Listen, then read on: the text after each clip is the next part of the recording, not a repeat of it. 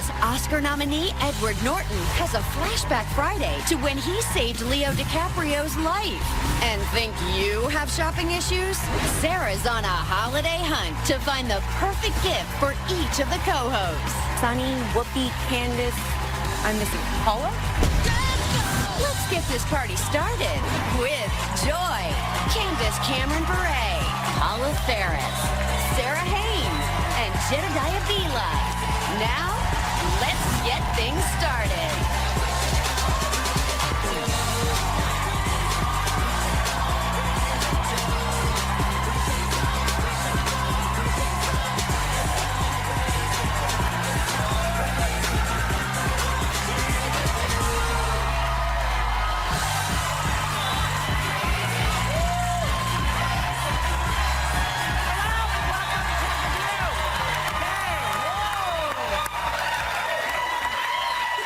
Do you want to start? Okay. Hi, everybody.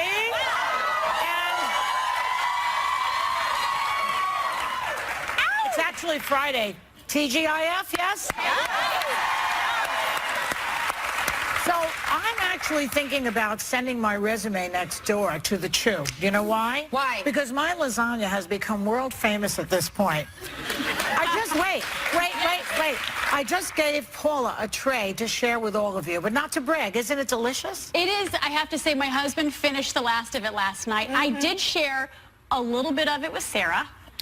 You know what, Sarah? We had a conversation the other day about this lasagna. It was excellent. What is this one? You know, she looks innocent. She is not. She is a thief. I've been talking about this. It was survival in a four-sibling family. Listen, I'm Italian. Joy and I talk about this lasagna. I'm like, let me taste it. I'm a judge of good food. I can't wait. She tells me Paula brings the lasagna in. Wait a Nobody second. got any. Somebody got some. Candace didn't get it. Somebody got some. Lasagna, Joy. I didn't hear. You were in Tokyo or someplace. Look, in all fairness, I have been nagging you and pestering you. I've been like a dripping faucet for the last year and a half, begging you for this lasagna. You've heard of the book thief? You're the lasagna thief. I am the lasagna thief. You probably just made it to get me to shut up. Yeah, but she took all the heat. This one took the lasagna, didn't say a peep. She's just tiptoeing around like a little mouse, eating that lasagna at home. It was so good, but I was saying I can't believe Paula didn't share because I didn't want to incriminate myself. Yeah. Paul, was it better than sex? Tell the truth. No. No? Combo pack. No, I've got to say that it was pretty darn good, and I've got to get a little bit of the recipe from you later. Okay, if you want to share it. No, I'm not giving you. Forget you. You're not getting sharing the it. recipe. And this one too. No. The next is for you and me. Thank you. And Candace, you can have that. Thank you. Thank you. Donald Trump is about to become the leader of the free world. Take that in. But reportedly, he will remain as executive producer of Celebrity Apprentice. So I guess Mike Pence can deal with China and Syria while Donald weighs in on whether to fire John Lovett.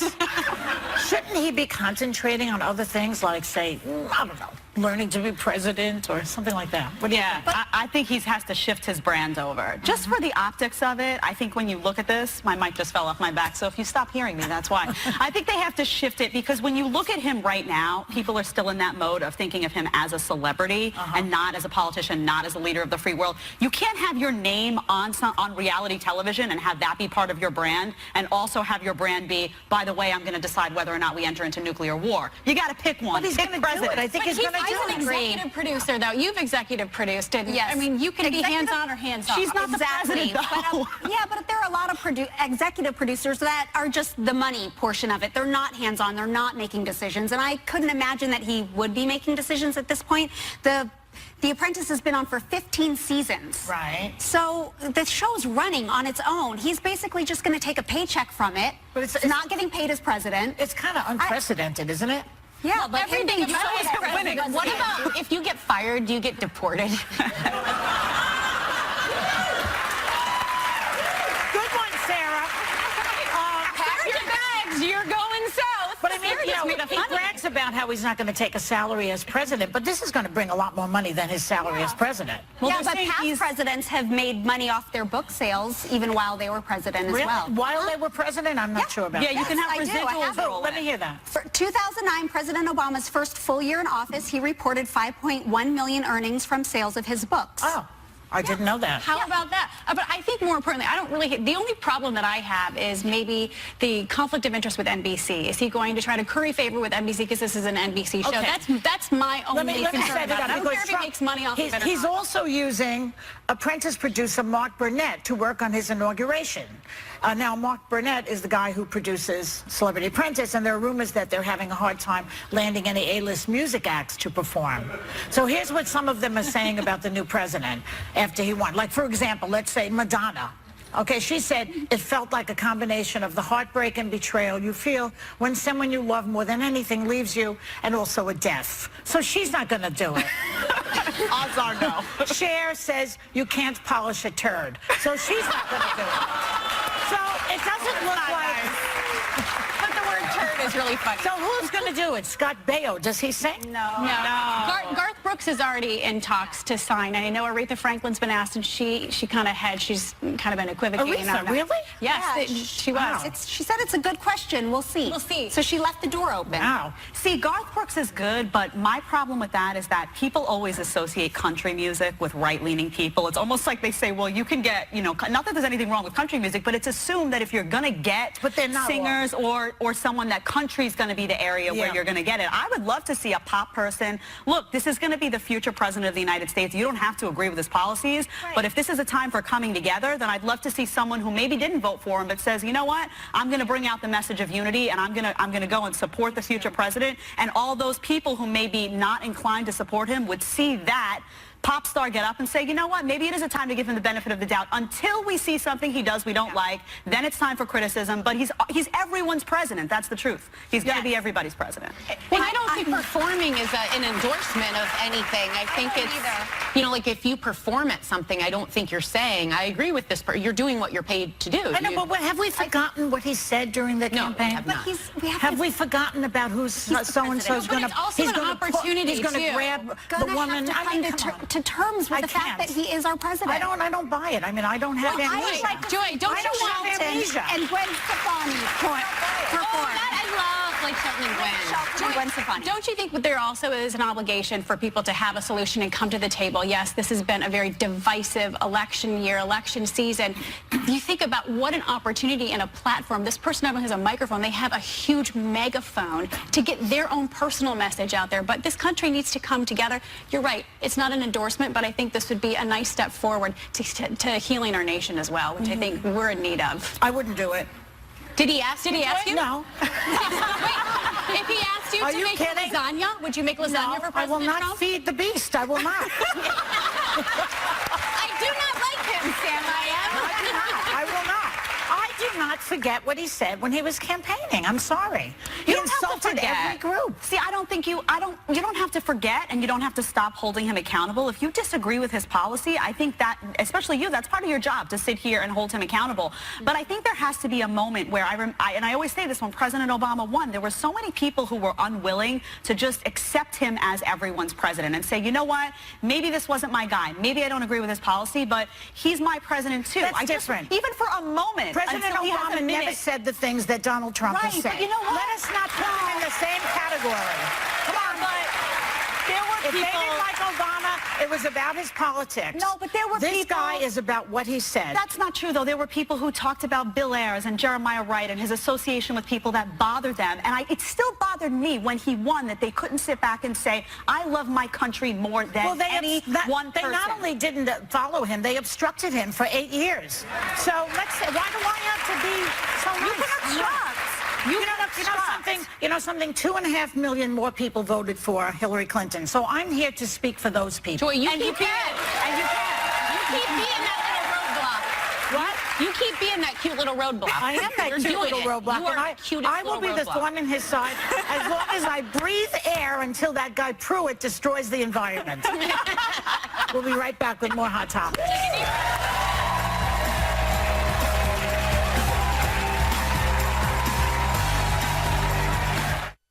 So Whoopi had a fun fact. Your choice of underwear reveals your true personality. Who wears granny pants? I do. I'm a granny. I'm a bikini brief. So you're adorable and sweet, and it sickens people. I'm a thong. You're a thong. You love a crowd. What about you? Wait a second. We'll be right back.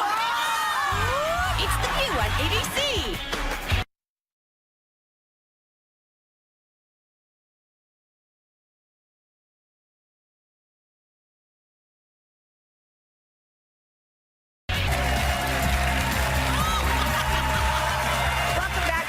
So we want to congratulate our dear friend Jimmy Kimmel. We love Jimmy. Not only is his wife pregnant with their second child, but he is also the new host of the Oscars, which I think is great. I love Jimmy You know, Kimmel. comedians work really well on the Oscars. They really do. He said his parents found out about the Oscar gig on the internet because he forgot to tell them.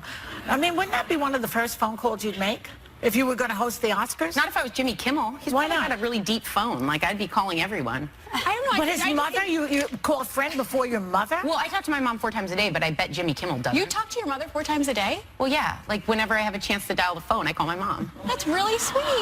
Yeah. Okay, I feel like the worst daughter ever because I forgot to text my mom yesterday that I was leaving The View. That wasn't very Christian of you. No, it wasn't a very good daughter of me. No, she texted me during the right after the first segment, and she went, wait, I just got a Google alert. Is this fake news? Are you leaving, or is this real? And I went, Mom, I'm so sorry. I didn't tell anyone, and I forgot. And You just told everybody the week for her. But I who know. did you tell? Just your husband? My husband. And your kids? Yes. And any of you your know, friends? No. Siblings? No one. Sarah? No. Us? See, I would be written out of the will for that. My mother would write me out. In fact, You're the only one on the No, will. it's, well...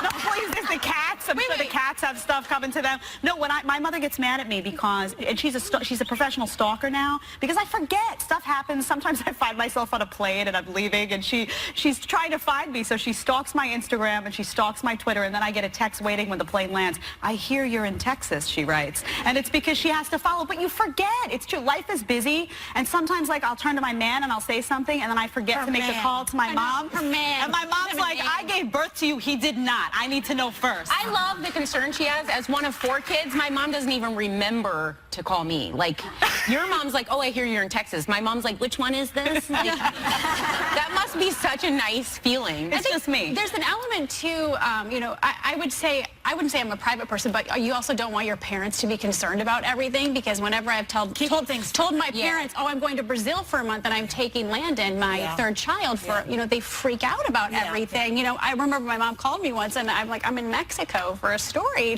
Why didn't you tell me? So it's a lot of times for me, I know it's just, I don't want them to be concerned about. Or like if you're I did a story on skydiving, and I called her when I landed and was like, hey, I'm jumping out of a plane, but it turned out totally fine. Like, I'm still here. Sometimes it suits them to tell them later. Yeah. The View is not a good example, though. Sorry, Mom. I'm sorry.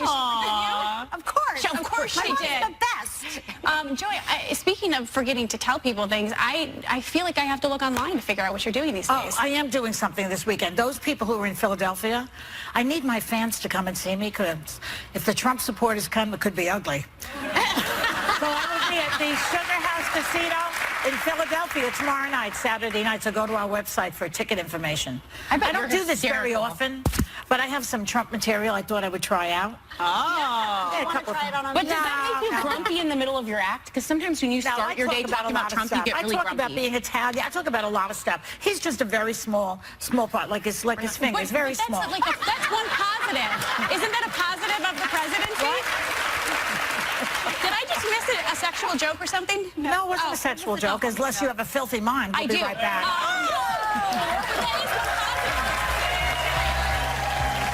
Coming up, decoding teen text.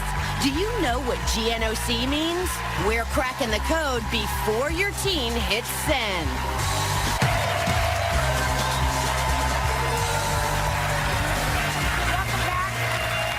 So an article from the 1950s, I love this, that gives tips to look after your husband is going viral on Facebook right now. Now, most of you were not around in 1950, but I was, okay? I was a baby, but I was still around. So it offers gems. These are the things that they told women in the 50s.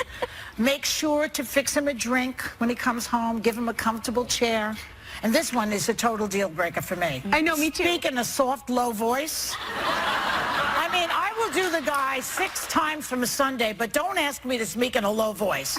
I would have died alone. I never would have made this list. There's a point where it says, touch up your makeup before he comes home, put a ribbon in your hair, and be fresh looking, and not the kind of fresh I like.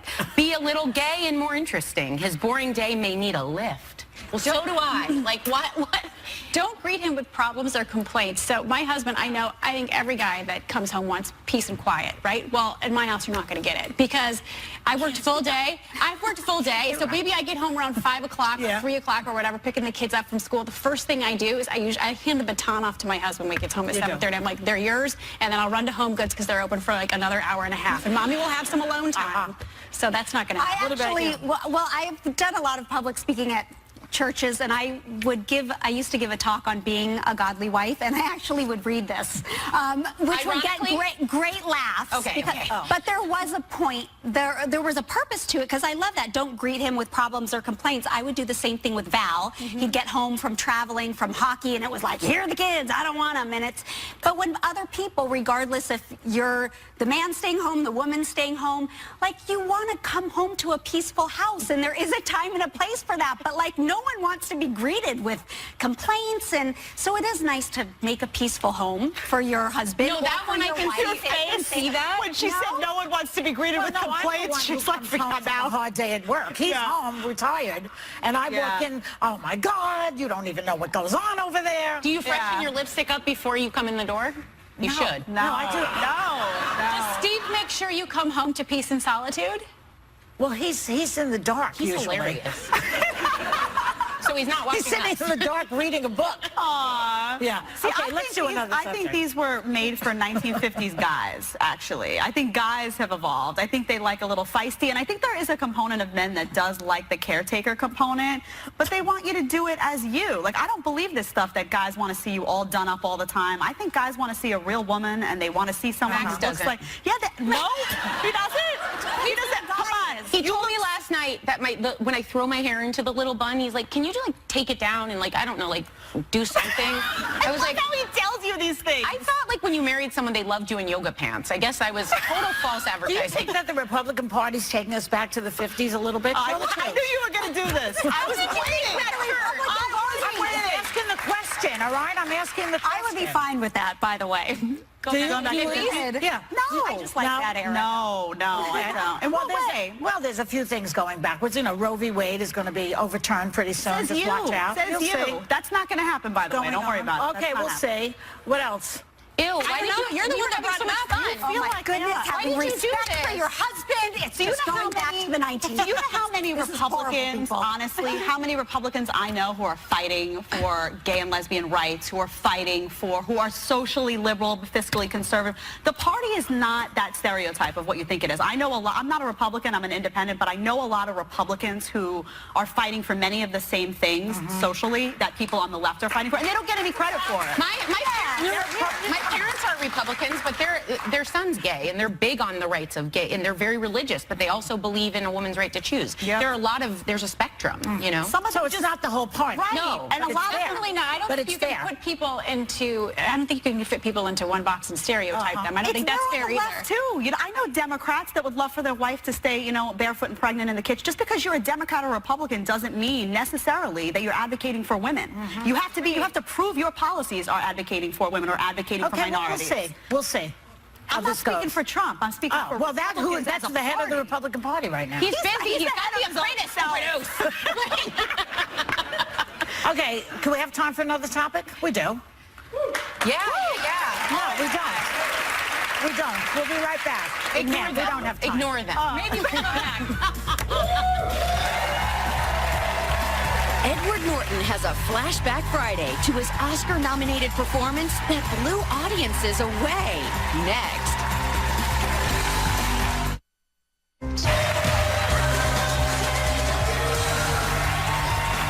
Oscar nominee Edward Norton is so good in so many completely different roles. You really can't take your eyes off of him. And now he's part of an all-star cast in a movie perfect for the holidays, Collateral Beauty. Please welcome the very talented Edward Norton.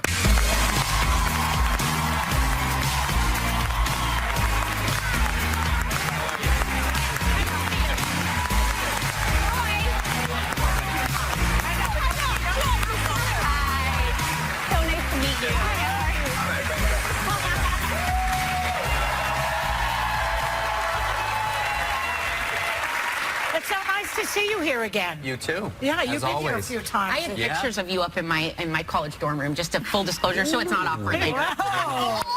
You were with Al Pacino. It's good company. Yeah, I'll interesting. say. What's this nickname you have for Leonardo DiCaprio? Unlucky Leo? Oh no. He seems lucky to me. This is gonna turn into a thing. Oh. You're at the View. Yeah. Oh boy. Yeah. It's a safe space, That's by the way. It's a true, safe that's space. No, it's a nick. My wife and I call Leo Unlucky Leo. We're the only people in the world probably who view him that way. But he has a tendency to get into very bad situations whenever he does adventure things. He had a parachute nearly not open on him, and he Oh my gosh. had a plane engine blow up on him, and Really? I thought you meant he tripped or something. no, and when we were on a scuba trip one time. He was talking about this recently. This is why it came out, and he ran out of air, and I had to go over and help him. And It's like open water. Yeah. So don't hang out with him. well, that's You might want to keep your distance. yeah. But you guys are really tight, and I know you guys are really close. But speaking of Leo, he visited Trump Tower this week, very clandestine, very covertly. Talked about green jobs and climate change. I know those are issues really important to you, but have you spoken with him about those issues, how the meeting went, and how are you feeling about these issues under the Trump administration? I haven't talked to him since then. Leo and I are almost our entire friendship's based in our mutual passion and work we've done together on environmental sustainability and climate issues and stuff. And Leo's an absolutely tremendous advocate for that stuff. He's raised I've raised a lot of money. He's raised an enormous amount of money to support that agenda.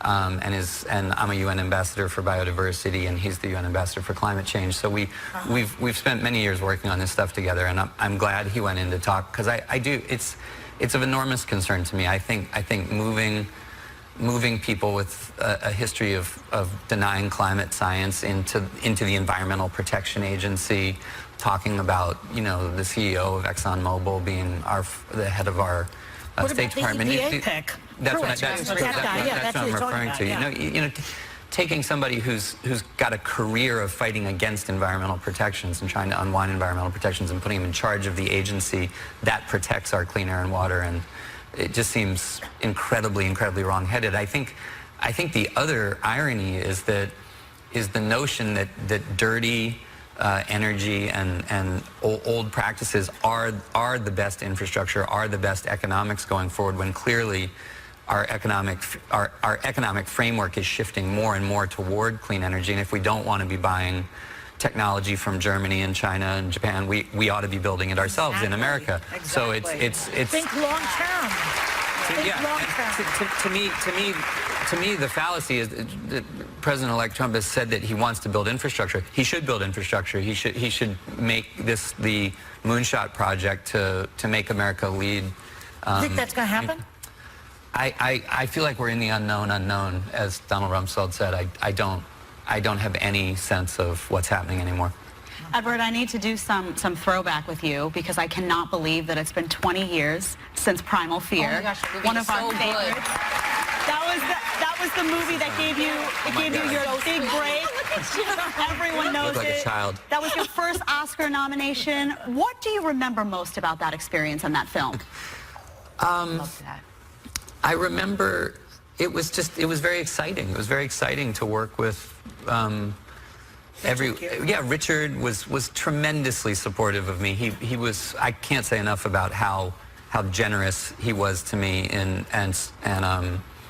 he advocated for me to get that part when I was an unknown actor doing New York theater and stuff. I wouldn't have gotten the role without him and the director Greg Hoblet and a number of other people.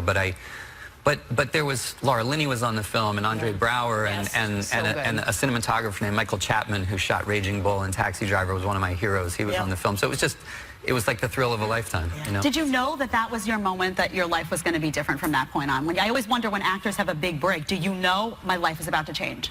I think. My mother knew. I remember she went to the security. Did you call her to tell her? Yeah, I did tell my mother. You're a good son. I remember she went to the security office at the big building she worked in and got on the mic over the fire alert system and said to the building, "I just want you to know my son is in a movie with Richard Gere."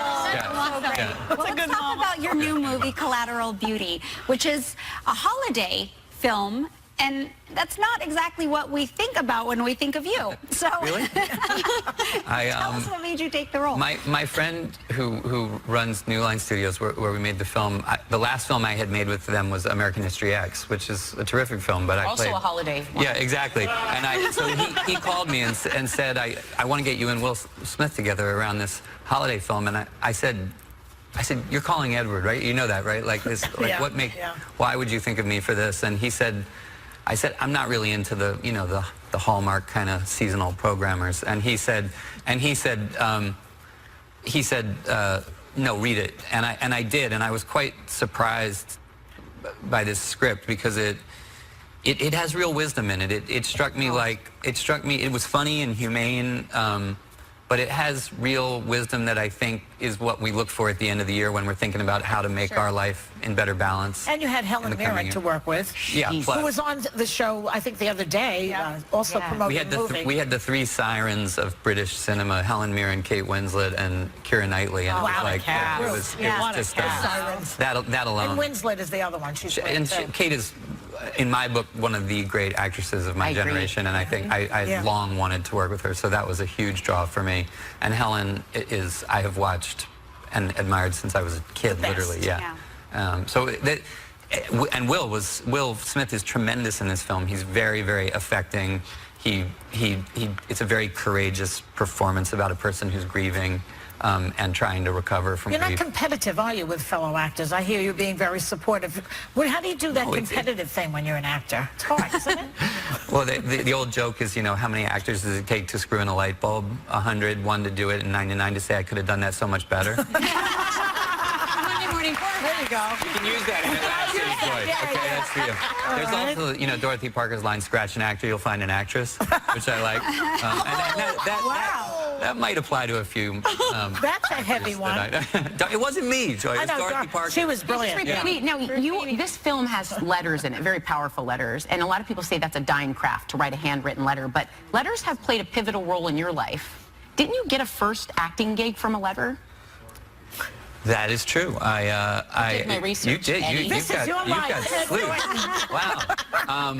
I wrote a letter when I was 23 to Edward Albee, the great playwright who's who Afraid died of Virginia recently. Woolf, who just passed away, and I asked him if I could do a play that he had written that I'd never seen produced, and I invited him to see a play I was in, and he actually came. Wow. Like me, and then invited me to audition in the play that was my first professional gig. Yeah, and he just passed. He was one of the all-time giants of that's theater. a great thing to say to young actors out there, that you can reach people who are in positions of power to help you in a certain way. Keep and trying. you got to read. You got to read. You got to read people's work and know the great playwrights and you got to do your homework and know stuff. But yes, I think I used to write letters all the time to Albee, John Patrick Shanley, Spike Lee, all my favorite filmmakers. Yeah. That's great. You know, we love having you. Please come back again. Thank you. We love to have you. Our thanks to Edward Norton. His new movie, Collateral is out December 16th. And members of our audience are going home with a copy of the soundtrack. His music. We'll be right back.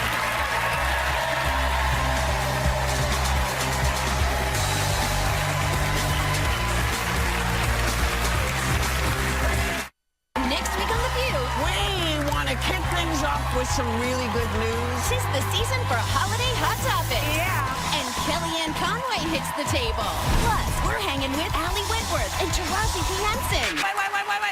Wait. There's more. Because Christmas comes early with our epic holiday show. The legendary Patti LaBelle makes our view a little sweeter. And Darlene Love brings down the house. Hey, next week on ABC.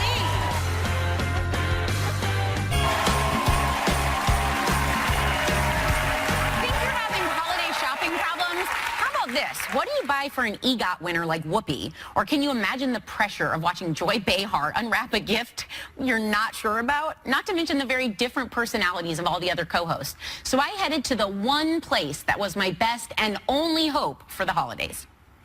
Finding holiday gifts can be so super stressful, but I have got to find one for each of my co-hosts, and I know just where to go.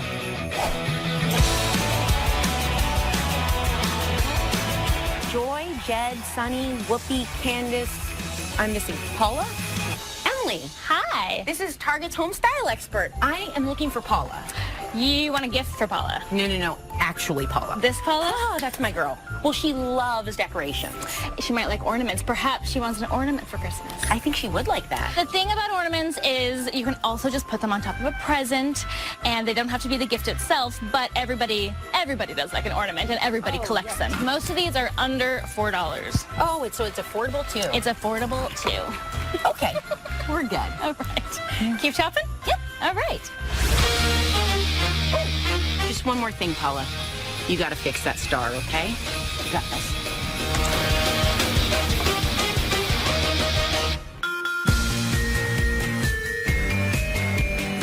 Next up is Joy. All right, let's get her a pillow. They're low cost, high impact. They make your house feel really festive, really fast. Oh, this one has your name written all over it. Literally. This is the gift. It's a good one. Everybody likes a new pillow. These are all under $30, and they just make your house feel really, really happy. And they're soft. She likes it.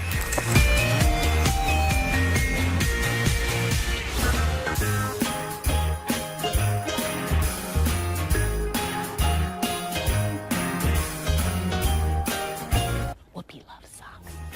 Next up are these two ladies, Jed and Candace, but they're super stylish, so I've got to find like a really cute holiday outfit. Wish me luck.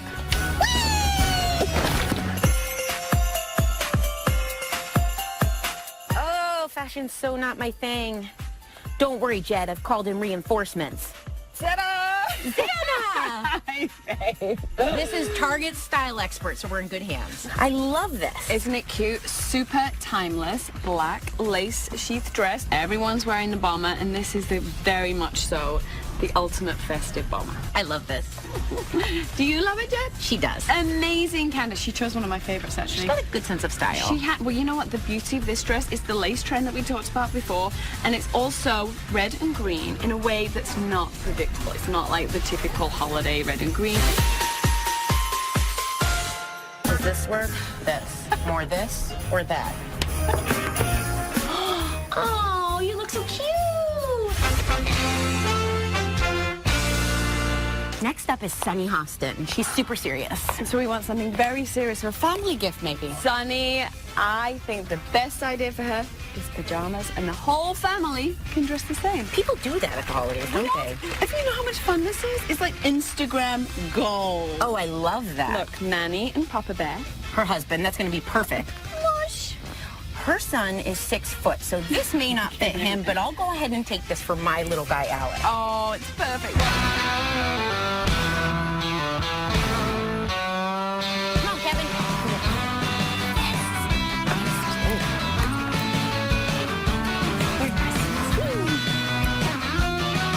You guys look happy now, but just wait till you see what I got for you.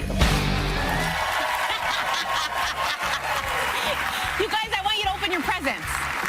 These are our presents? Those are your presents. I got you a gift. Is this what I heard what you got? They made me get you a gift. Did you get a pillow for Joy? Oh, yeah. Joy, you like the gift. That's nice. Thank you. You did a really good job wrapping this. I know. Did you wrap it? myself. No, you didn't. Okay, so. I actually love it.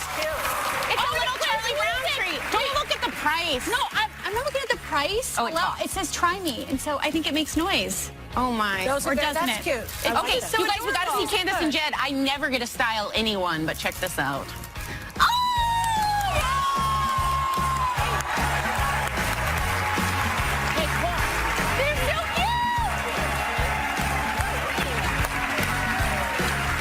Do you guys like my gifts? I love it. Yes. I love this. Who needs Santa when you've got Sarah? like it. I love it. I had a little help with those, I'll give you that. But I did pick out the pillow. This is very comfortable. It's cute, right? I feel like I'm in my pajamas, but look good. I don't like baby doll style, so you can eat a lot and not worry about it. Is That's it kind of like really you? Because I picked it out, I was like, that looks so Candace. I don't wear baby doll style typically, But you're like a little doll. But I like all the lace and stuff. It's very cute. Oh, thank you, Sarah. I got to dress my little Barbies. You got me right. Did you get yourself? But did you get Take her no, it's a season of giving. Okay. Happy holidays, everyone. Tune in on Sunday night when John Legend and Chrissy Teigen put a modern twist on the Nutcracker in Target's The Toy Cracker. The mini musical premieres during a special ABC broadcast of Disney's Frozen at 8 p.m. Eastern. And thanks to our sponsor, Target, members of our audience are getting a $200 gift. We'll be right back.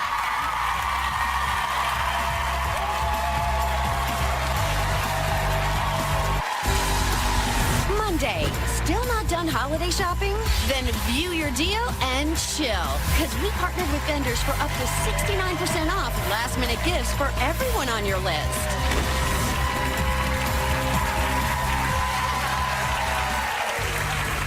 Welcome back to the show. So, Candace, darling, tell us, what's the story? Well, I made the announcement yesterday that I am leaving The View, and today is officially my last day. You tell your mom? Miss you. I told my mom. I did text her before. But I will miss all of you, too. And they've all told me I'm welcome back anytime, and I would love to come back. And, so I won't be a stranger. Right. I just want to say it's been so great to have your perspective. I know you speak for a lot of people in this country, and I know the show is committed to making sure that voice is still heard at the table. So thank you for bringing what you uniquely bring to this table. We're all going to miss you. And Thank you, Paula. I'll miss all of you. Have you felt good about the show? Have you enjoyed yourself? Very, very much. Yeah? I really have learned so much, and I'll take it with me forever. And listen, this show is legendary, and to think that I have been a part of it is really incredible. So I'm very blessed and thankful for the opportunity that I had. You want to say something to her?